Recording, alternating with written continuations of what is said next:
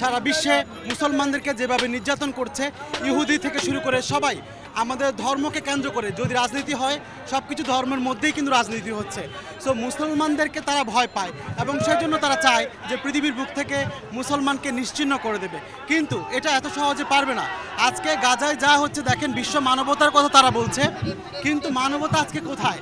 তারা কি দেখে না যেখানে যে শিশুদেরকে বম্বিং করে উড়িয়ে দেওয়া হচ্ছে, যেখানে নিরীহ নারীদেরকে মারা হচ্ছে, তারা আজকে চুপচাপ।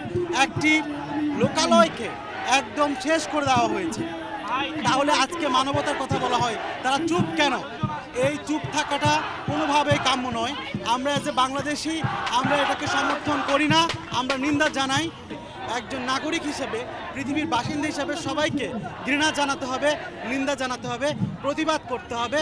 হয়তো আমরা যুদ্ধ করতে পারবো না, কিন্তু আমরা ঘৃণা করতে পারবো, আর ঘৃণা করাও কিন্তু একটা জিহাদ, যুদ্ধ।